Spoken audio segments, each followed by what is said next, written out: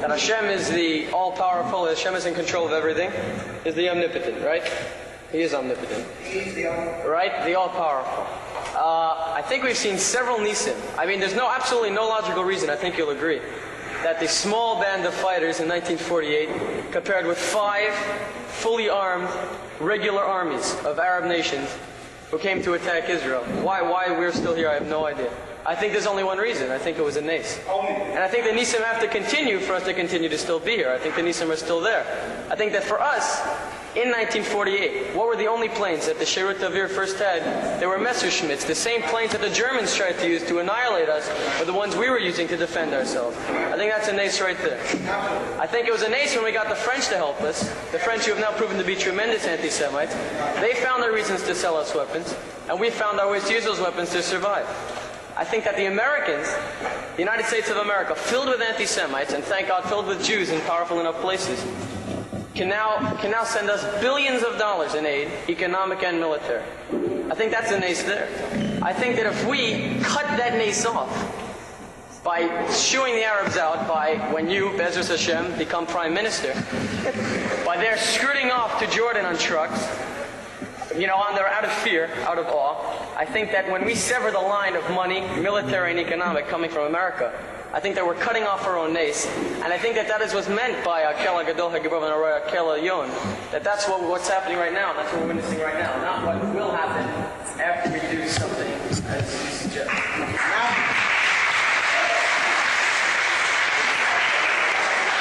Now sit down and learn something. And all of you big that clap and learn something. Because I haven't heard so much nonsense in one sitting in a long, long time. I learned something. In 1948, the United States government withdrew its support of the partition plan, cut off all aid to Israel. Secretary of State Marshall threatened Israel that if it created a Jewish state, that America would not help it. And under your kind of reason, they should have said, right, we won't create a state. But because they didn't listen to America, thank God, because they didn't listen to this kind of nonsense, because of that, they went to war. There was a nes because of that. Miracles don't just happen. Miracles happen because Jews deserve it. So we went to war, and weren't afraid. That's why the miracle came. That's why we came down. I'm not finishing. This has to be cleared up. Two.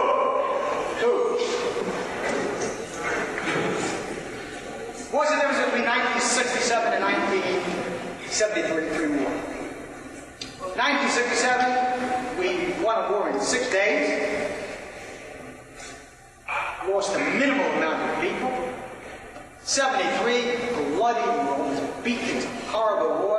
What was the difference? The difference was that in 67, we didn't listen to anybody. We struck the first blow. We didn't care what the world was saying. Not kind of money, not kind of money, and so on and so forth. We started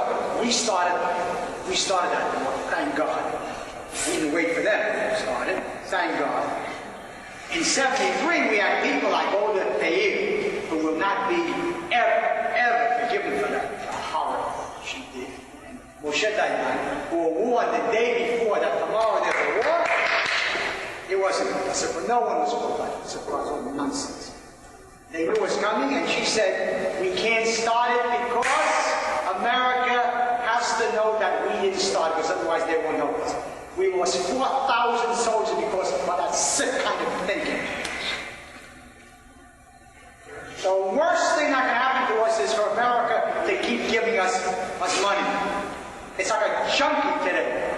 We get our annual shot, $3 billion. This is a sick country, no economy. It's a basket case here. It was always push to give us money.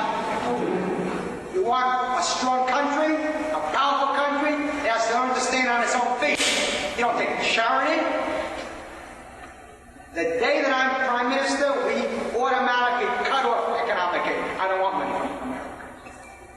We're going to we're gonna tighten our belts in.